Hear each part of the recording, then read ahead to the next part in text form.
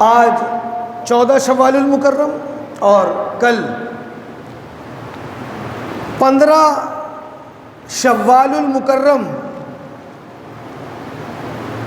15 شوال المکرم ایک تاریخی حیثیت رکھتی ہے. اس حوالے سے کہ 15 شوال المکرم کو مدینہ منورہ کی سراؤنڈنگ میں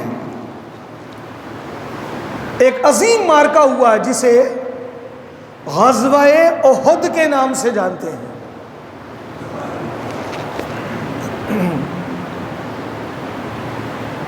احد مدینہ منورہ کے اس مقدس پہاڑ کا نام ہے. اگر تاریخ کے حوالے سے اس کا مطالعہ کریں تو ایک جان وہ ایک بہت طویل پہاڑ ہے جسے احد تنہا اکیلا کہا جاتا ہے.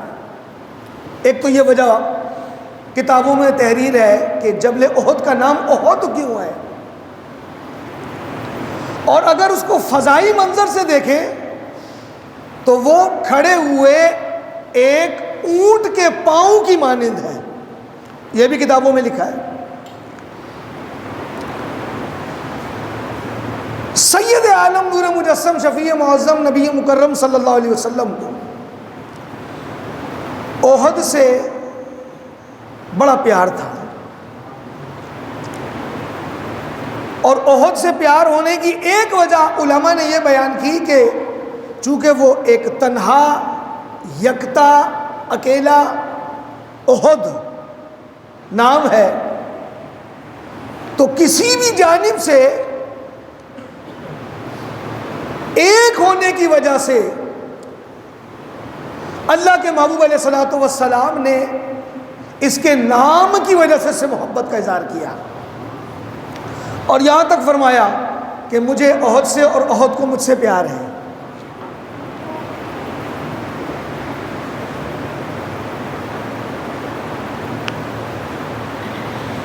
جبل احد وہاں تک آبادی تھی. جبل احد کے بالکل سامنے ایک اس وقت تو وہ چھوٹا سا ٹیلہ ہے جسے جبل رماد یا عینان بھی کہا جاتا ہے. بالکل جبل احد کے سامنے آپ کا وہ تو آپ کے پشت پر ایک چھوٹی سی پہاڑی ہے. یہ ایک تاریخی حیثیت رکھتی ہے. جب غزوہ احد لڑی گئی، کہا جاتا ہے کہ 14 شوال المکرم کو یہی دن تھا، جمعے کا دن. سید عالم علیہ الصلوۃ والسلام نے لوگوں کو جذبہ جہاد پر ابھارا. لوگ پھر آپ نے مشورہ بھی کیا کہ مدینے میں رہ کر لڑا جائے یا نکل کے لڑا جائے. محبوب خدا علیہ الصلوۃ والسلام اللہ کے آخری نبی ہونے کے باوجود آپ نے صحابہ سے مشورہ لیا اور طے یہ پایا کہ مدینے سے نکل کر اس جنگ کو لڑا جائے. 14 شوال المکرم کو میرے آقا علیہ الصلوۃ والسلام نے مجاہدین کی صفیں تیار کی. کہا جاتا ہے وہ تقریباً 1000 تھے. 1000. اور پھر اس میں سے ایسا بھی ہوا کہ رئیس المنافقین کون؟ جو سب سے بڑا منافق تھا، جنگ کی تیاری کے وقت وہ 300 افراد کو لے کے واپسی لوٹ گیا.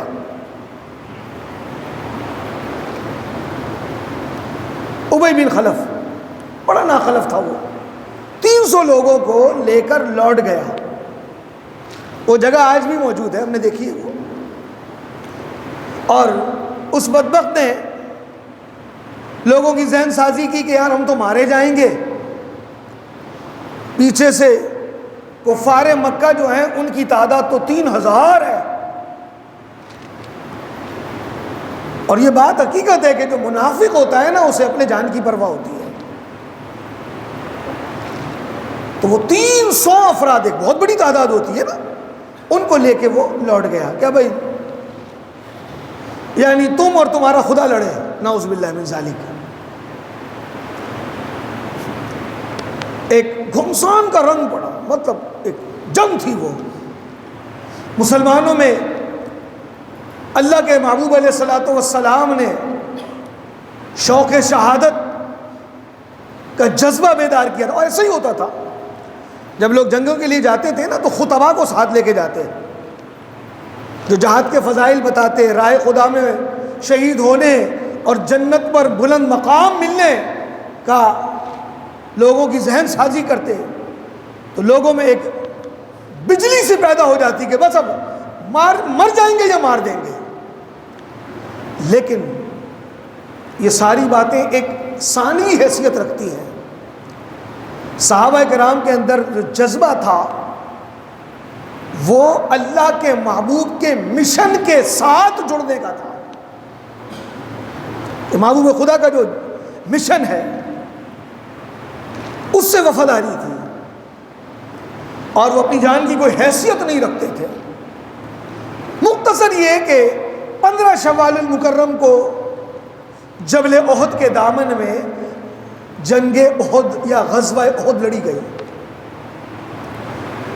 اس میں ایک اجتہادی خطا بھی ہے. سورہ آل عمران میں اس کا تذکرہ ہے. محبوب خدا علیہ الصلوۃ والسلام نے 50 تیر انداز، ایک قول کے مطابق 30 تیر انداز اور 700 افراد، 300 تو لوٹ گئے نا. ان 50 تیر اندازوں کو جبل رماد یا جبل عینان جسے کہتے ہیں اس میں مقرر کیا، اور فرمایا کہ جب تک میری جانب سے کوئی قاصد نہیں آتا تم نے ہلنا نہیں ہے. جنگ کا کوئی بھی رنگ ہو، ہم جیت چکے ہوں یا جان بچانا مشکل ہو گئی ہو، تم نے یہ جگہ نہیں چھوڑنی. لیکن کافروں کو پسپائی ہوئی، ان کی دوڑیں لگی. مسلمان یہ سمجھے کہ اب فائنل ہو گیا معاملہ. انہوں نے جگہ چھوڑی، لیکن جس کے نتیجے میں کہا جاتا ہے کہ آبادی کے جب قبلے کی طرف بائیں طرف سے ایک لشکر آیا اور انہوں نے دھوکے سے حملہ کیا، اس میں بڑا نقصان ہوا. مختلف اقوال ہیں کہ جبل احد میں 70 71 75 یا 100، جس میں 5 مہاجرین اور باقی سارے انصار صحابہ شہید ہوئے. 71 75 70 یا 100 مختلف اقوال ہیں. اور جو سب سے بڑا نقصان ہوا، جس کا محبوب خدا علیہ الصلوۃ والسلام کو شدید دکھ تھا، غم تھا، وہ تھا حضور کے چچا سید الشہداء امیر حمزہ کی شہادت. حضور علیہ الصلوۃ والسلام کے پھوپھی زاد بھائی عبداللہ بن جہش اور ایک مہاجر صحابی شماس بن عثمان اور مصعب بن عمیر اور باقی ساری انصار صحابہ، ایک بہت بڑی تعداد، انہوں نے جام شہادت نوش کیا. بالآخر اللہ رب العزت نے مسلمانوں کو فتح عطا فرمائی، اور پھر ان کی دوبارہ دوڑیں لگی، وہ اپنی جانیں بچا کر بھاگے، لیکن اس میں نقصان ہوا. سید الشہداء امیر حمزہ رضی اللہ تعالیٰ عنہ کی جو اس میں شہادت ہے وہ محبوب خدا علیہ الصلوۃ والسلام کو انتہائی غمزدہ کرتی ہے. اچھا، ایک تو سید الشہداء امیر حمزہ رضی اللہ تعالیٰ عنہ کو اللہ کے محبوب سے اور محبوب خدا کو سید الشہداء سے بڑا پیار تھا. اگر تھوڑا سا تاریخ کو پیچھے سے اگر آپ اس کو ریوائز کریں اور پڑھیں تو یہ آثار عبد المطلب پر ظاہر ہو گئے تھے کہ ان کی پشت سے اللہ کے آخری نبی کی آمد ہونے والی ہے۔ میرے آقا صلی اللہ تعالی علیہ وآلہ وسلم ندری ہیں، نون داد رے، حضور کے ایک دادا ہیں نظر، ان کے بیٹے ہیں عبد مناف، بنو عبد مناف سے میرے آقا کا تعلق، پھر ان کے بیٹے ہیں ہاشم، پھر ان کے بیٹے عبد المطلب، اور عبد المطلب کے بیٹے عبداللہ جن سے محبوب خدا پیدا ہوئے۔ تو جب یہ آثار ظاہر ہوئے کہ محبوب خدا اللہ کے آخری نبی کی آمد عبد المطلب کی پشت سے ہی ظاہر ہونے والی ہے۔ اب آپ دیکھیں عرب میں قبیلہ ہے، ایک تو یہ قبیلہ ہے بنو ہاشم اور ان کی اولاد عبد المطلب، یہ سب سے اعلیٰ گھرانہ ہے، لیکن عرب کا ایک مشہور گھرانہ ہے، خاندان ہے، قبیلہ ہے بنو زہرہ۔ اس قبیلے سے میرے آقا علیہ الصلوۃ والسلام کی ماں آمنہ ہے، ان کے والد ہیں وہب، واو ہا دو چشمے با، وہب، حضرت وہب، یہ سب اہل ایمان ہیں۔ وہب کی بیٹی آمنہ سے عبد المطلب نے اپنے بیٹے عبداللہ کا نکاح کیا۔ آپ کو یہ تھا کہ اللہ کا آخری رسول میری پشت سے ہی ہوگا، وہ کس سے ہوگا؟ مجھ سے ہوگا یا میری اولاد سے ہوگا؟ تو عین اسی وقت یہ کتابوں میں تحریر ہے کہ وہب کے ایک بھائی ہے وہیب، ان کی بیٹی حالہ، وہب اور وہیب دونوں بھائی ہیں، اور وہب کی بیٹی آمنہ سے عبد المطلب کے بیٹے عبداللہ کا نکاح، اور وہیب کی بیٹی حالہ سے عبد المطلب کا خود نکاح ہوا، ایک ہی مقام پر باپ بیٹے کا نکاح۔ اب آپ دیکھیں عبداللہ سے سید عالم کی ولادت ہوئی، آمنہ ماں ہے، عبداللہ باپ ہے، میرے آقا کی ولادت ہوئی، اور جن سے عبد المطلب کا نکاح حالہ سے ہوا ان سے سید الشہداء امیر حمزہ پیدا ہوئے۔ اب آپ رشتے دیکھیں، اب آپ سید الشہداء اس اعتبار سے دیکھا جائے تو حضور کے چچا ہیں، عبد المطلب کے بیٹے ہیں، اور ایک اور رشتہ دیکھا جائے کہ حضور کی والدہ اور سید الشہداء کی والدہ دونوں بہنیں ہوئیں، چچا زاد ہوئی نا، بہنیں ہوئی، اس اعتبار سے رشتے دار بھائی بھی ہوئے۔ اب آپ آئیں حضرت سویبہ جنہیں سید عالم علیہ السلام نے دودھ پلایا، انہی کی ایک بہن ہے، ان سے میرے آقا نے بھی دودھ پیا اور سید الشہداء امیر حمزہ نے بھی دودھ پیا، تو رضائی بھائی بھی ہوئے۔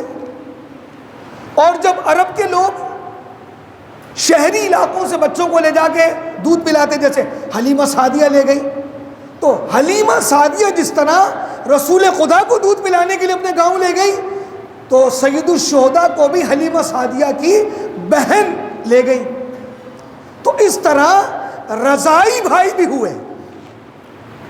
ان تمام رشتوں کے اعتبار سے میرے آقا علیہ الصلوۃ والسلام سید الشہداء سے بڑی محبت کرتے ہیں، حضرت حمزہ رضی اللہ تعالیٰ عنہ سے۔ کہا جاتا ہے کہ 70 مرتبہ، کتنی مرتبہ؟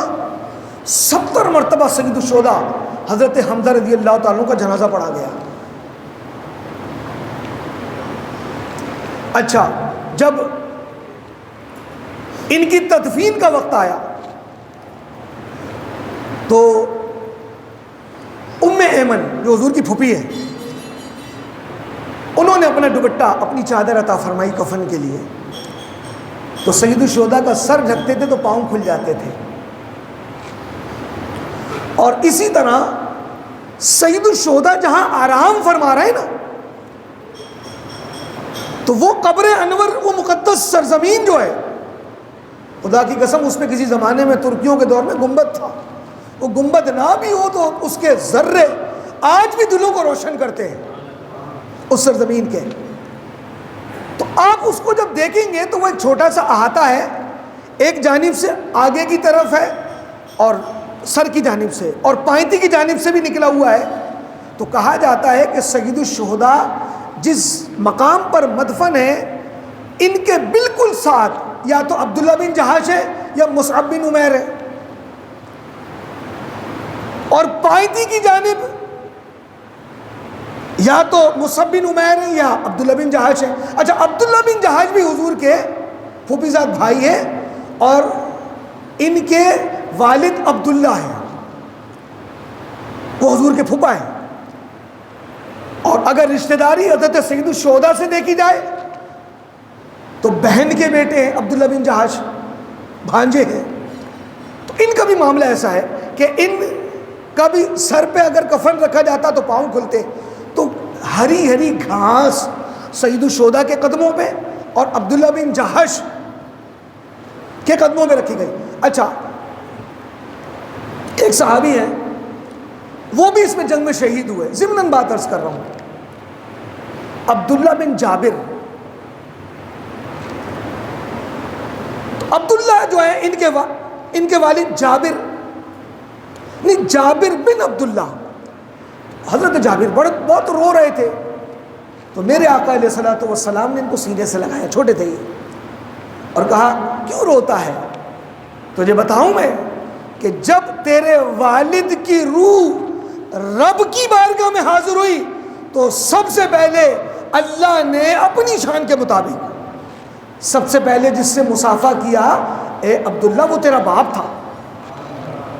جابر سے کہا تمہارا باپ تھا، اللہ نے ان سے مصافحہ کیا. یہ انصاری صاحب ہے. میرے آقا علیہ الصلوۃ والسلام بلا ناغہ ہر سال 15 شوال المکرم کو سید الشہداء کے دربار میں جاتے ہیں. آپ سلام عرض کرتے ہیں. ابو بکر کا عمل بھی ہے، عمر کا عمل بھی ہے کہ بلا ناغہ یہ حضرات مقدسہ سید الشہداء کے مزار پر حاضری دیتے. اچھا، آپ دیکھیں، شوال المکرم میں سنہ 3 ہجری میں جب یہ غزوہ ہوا، 4 5 6 7 8 9 10 7 برس میرے آقا ہر سال جاتے رہے. اب آ جائیں شوال، ذیقعد، ذی الحج، محرم، صفر، ربیع الاول. آخری سال جو تھا نا، سنہ 10 ہجری میرے آقا کا وصال ہوا. تو 5 مہینے پہلے جب میرے آقا علیہ الصلوۃ والسلام سید الشہداء کے مزار پر گئے تو اس کیفیت کا کتابوں میں یہ لکھا ہے کہ جیسے کسی کو الوداع کیا جاتا ہے، وہ میرے آقا پر کیفیت تھی، وہ انداز تھا، اس حاضری کا انداز تھا کہ جیسے آخری سلام کیا جاتا ہے. اور میرے آقا علیہ الصلوۃ والسلام نے فرمایا کہ انہیں سلام کرو. یہ جواب دیتے ہیں. 40 برس کے بعد حضور کا وصال ہو گیا.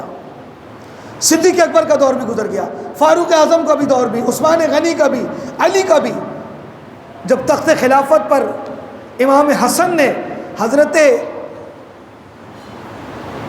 ابو سفیان کے بیٹے کون، حضرت معاویہ رضی اللہ تعالیٰ عنہ کو خلافت دی، آپ اسلام کے سب سے پہلے سلطان مقرر ہوئے، تو 40 برس کا عرصہ گزرنے کے بعد ایک قول یہ ہے کہ بارشیں ہوئی تو یہ تینوں قبریں کھل گئی. کون؟ سید الشہداء امیر حمزہ، عبداللہ بن جہاش، مصعب بن عمیر، یہ قبریں کھل گئیں. جب ان کی قبروں پر صحابہ کا دور تھا نا، لوگ گئے تو سید الشہداء کے چونکہ وحشی جو تھا نا، اس کو پیسے دیے تھے، حضرت وحشی بعد میں ایمان لے آئے تھے، انہوں نے یہ خنجر کے بڑے ماہر تھے، دور سے ایسے خنجر پھینکتے تھے جو نشانے پر لگتا تھا، ان سے سید الشہداء کی شہادت ہوئی تھی، آپ کے پیٹ پہ لگا تھا، ناف کے نیچے۔ تو جب وہ قبر کھلی تو سید الشہداء امیر حمزہ رضی اللہ تعالیٰ عنہ کا ہاتھ زخم پہ رکھا ہوا تھا، جب ہاتھ ہٹایا گیا تو خون نکلنے لگا، خون نکلنے لگا۔ اچھا میں آپ کو ایک بات بتاؤں،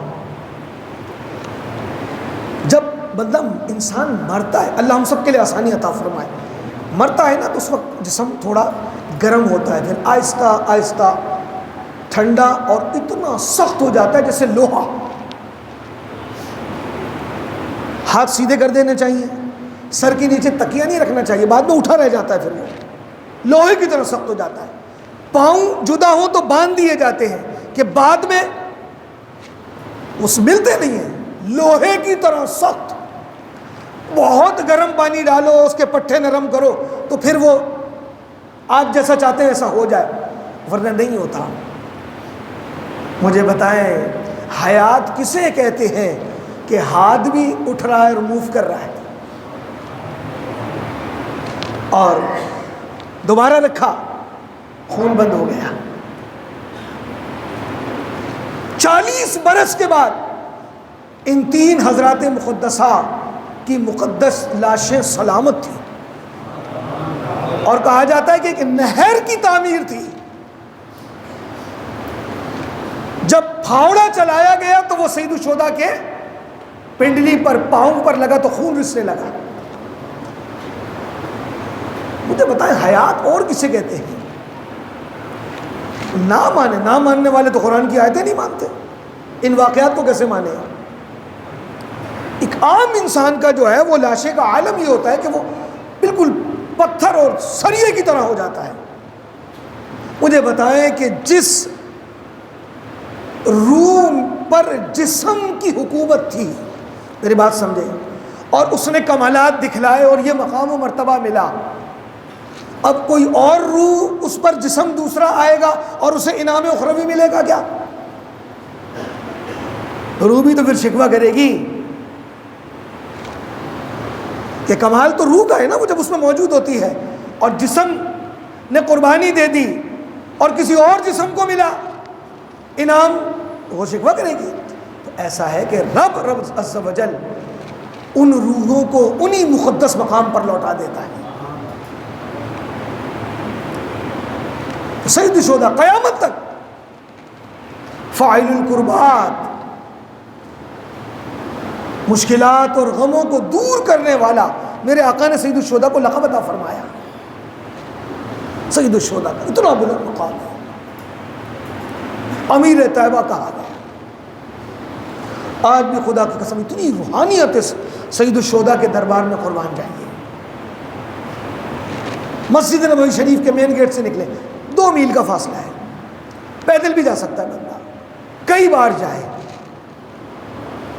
ایسی روحانیت ہے، مانا کہ وہ احاطہ بھی نہیں ہے، وہ چھوٹی سی دیواری ہے، اس پہ گنبد بھی تھا، وہ بھی مسمار کر دیا گیا، لیکن آثار بھی مٹا دیں تو بھی جس زمین میں یہ مقدس ہستیاں آرام کر رہی ہیں،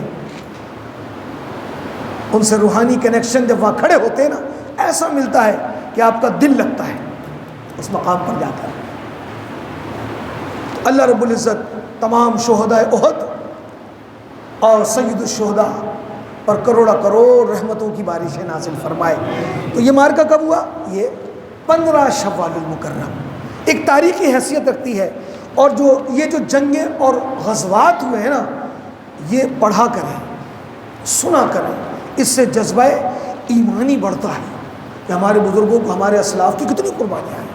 اللہ رب العزت ہمیں بھی ان کے روحانی فیض سے مستفید فرمائے، سید الشہداء کی سچی محبت عطا فرمائے۔